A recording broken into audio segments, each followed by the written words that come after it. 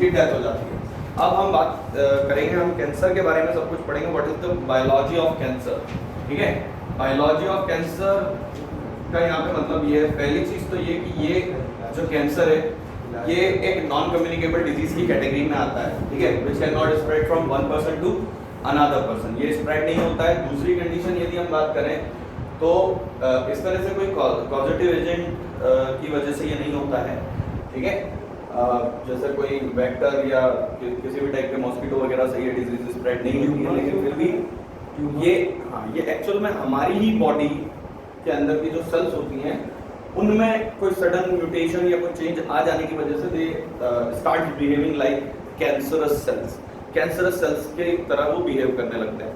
तो पहले हम ये बात करें कि बायोलॉजी ऑफ कैंसर में कि जो नॉर्मल सेल्स है हमारी बॉडी की वो किस तरह से बिहेव करती हैं, देन हम समझ पाएंगे कि कैंसरस सेल में और नॉर्मल सेल में क्या डिफरेंस होता है। ठीक है, नॉर्मली यदि हम बात करें कि ये कोई एक पर्टिकुलर टिश्यू है हमारी बॉडी के अंदर, जिसके अंदर आपको ये पता है that the cell regularly divides and grows new cells, हमारी बॉडी के अंदर नई सेल्स बनती रहती हैं बाय सेल डिवीजन। ठीक है, और साथ ही साथ में यदि कोई डैमेज होता है, कोई पार्ट डैमेज होता है हमारी बॉडी का, कोई ऑर्गन डैमेज होता है तो उसमें रिपेयर भी होता है। ठीक है, तो वैसे ही कंडीशन कुछ ऐसी हो सकती है, जैसे हम ये बात करें कि डिफरेंट सेल्स जो हैं वो एक साथ यहाँ पे प्रेजेंट होगी, उनके बीच में स्पेसेस भी होते हैं, सारी चीजें होती हैं। ठीक है, तो जो हमारी बॉडी की नॉर्मल सेल्स होती हैं दे possess a very special property which helps in the regulation of their growth, and that property is known as contact inhibition. Okay, this is called as contact inhibition. Now what is contact inhibition? So contact inhibition is the property of normal cell of the body which retards the growth when it comes to contact to other adjacent cells or other neighboring cells. Normally क्या है कि हमने ये पढ़ा हुआ है cell division में, suppose मेरी एक बॉडी के अंदर एक सेल है, ये डिवाइड होगी ये दो डॉटर सेल्स का फॉर्मेशन करेंगी। देन हमने ये भी पढ़ा है, then this new daughter cell division and cell cycle जो 11th में पढ़ा है उसमें, this new daughter cells will again grows, matures and then divides. Grow होने के बाद मैच्योर होंगी एंड देन डिवाइड होंगी। ठीक है, तो ग्रो होंगी that means they will increases their size. तो यहाँ भी ऐसे ही कुछ होगा, जब यहाँ पे यदि कोई नई सेल बनती है, ठीक है, तो ये एक पर्टिकुलर सेल से दो सेल्स बनेंगी, then both the cells grows यानी कि अपना साइज बढ़ाएंगी। लेकिन साइज कितना बढ़ेगा, कितना बढ़ना चाहिए, ये चीज किस पे डिपेंड करती है? So it depends on contact inhibition. How it depends on contact inhibition कि जैसे जैसे इनका साइज ग्रो करेगा तो ये दोनों अपनी तरफ से ग्रो करते हुए कभी ना कभी कॉन्टैक्ट में आएंगे एक दूसरे के, and when they comes in contact to each other or any neighboring cell, so with the help of or by virtue of this contact inhibition the cell retards its growth and becomes mature, यानी कि वो cell अपनी growth को थोड़ा retard कर लेगा, mature हो जाएगा, and then after maturation it again divides। क्या होगा कि मैच्योरेशन के बाद ये फिर से डिवाइड हो जाएगा। ठीक है, तो ये नॉर्मल कंडीशन हो गई। But what happens in the case of cancerous cell? So in the case of cancerous cell, the process of contact inhibition has been lost. The cancerous cell lost their property of contact inhibition. That means they do not stop growing even after coming in contact with neighboring cells. ये neighboring cells के साथ contact में आने के बाद भी अपनी growth को रोकते नहीं हैं। ठीक है, this particular loss of contact inhibition or the loss of this property may arise through any kind of mutation, through any kind of oncogene, different हम पढ़ने वाले हैं oncogene and oncoviruses के बारे में, तो उनकी वजह से ये प्रॉब्लम क्रिएट होता है। And that time this cell, suppose this cell has become a cancerous cell, so it will start growing rapidly, ये बहुत तेजी से ग्रो करेगा, कॉन्टैक्ट इनहिबिशन अपना लॉस कर जाएगा, तो इसको कोई फर्क नहीं पड़ता जब ये दूसरी सेल्स के कांटेक्ट में भी आएगा तो ये अपना साइज बहुत रैपिडली बढ़ाएगा। और उसके बाद एक प्रॉब्लम और क्रिएट हो जाती है that this cancerous cell rapidly grows and divides.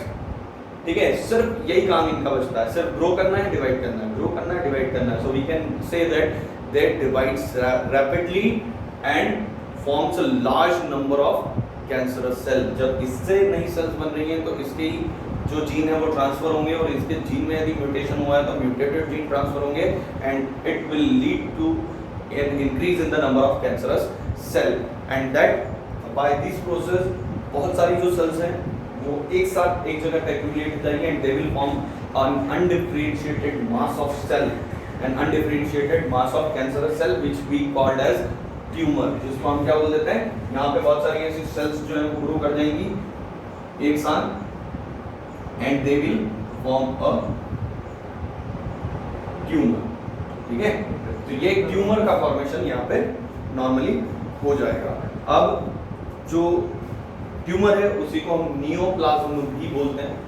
This tumour is also called as neoplasm. अब हम ट्यूमर के बारे में बात कर रहे हैं। What is tumour?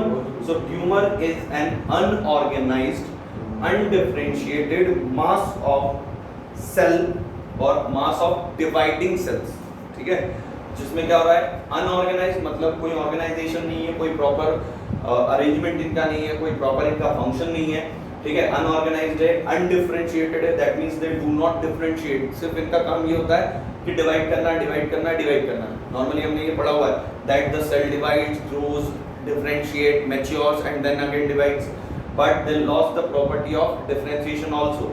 सो सिर्फ ये डिवाइड होंगे, ग्रो करेंगे, डिवाइड होंगे, इस तरह से चलता रहेगा, ठीक है। So this mass of undifferentiated cell is also called as tumor and this tumor forms a symptom of cancer, ठीक है। ये ही कैंसर का सबसे पहला सिम्टम होता है। यही इसी से हमें पता चलता है कि कोई कैंसर बॉडी के अंदर कोई किसी भी पर्टिकुलर टाइप का कैंसर जो है वो बॉडी के अंदर स्टार्ट हो चुका है, ठीक है। फिर इसके बाद we can also classify the cancer into two different types. The first type of we can classify tumor into two different types. So the first type is benign tumor and the second type is malignant tumor, ठीक है। पहला कौन सा है? benign one, benign tumor and the second one is malignant tumor. Okay. अब ये दोनों क्या होते हैं वो हम डिस्कस कर लेते हैं। Okay, what is benign tumor? So benign tumor is a type of tumor which remain confined to its original position, ठीक है। benign tumor is a type of tumor which remains confined to its original position, यानी कि ये एक ऐसा tumour होता है कि जिसमें कैंसरस सेल्स प्रेजेंट होती हैं, वो रैपिडली डिवाइड होती है, ग्रो करती है और एक ट्यूमर का फॉर्मेशन करती है, but the tumour remains confined to its original position और लोकेशन, यानी कि वो अपनी उसी जगह पर रुका रहता है जहां पे वो ग्रो कर रहा है। दैट मींस कि यहीं पे सेल्स डिवाइड होंगी, यहीं पे ग्रो होगी और यहीं पे ट्यूमर बढ़ता जाएगा, ठीक है। This tumour remains confined, that means it does not spread, ये स्प्रेड नहीं होगा, ठीक है। But what is in the case of malignant tumor which make it different from the benign tumor?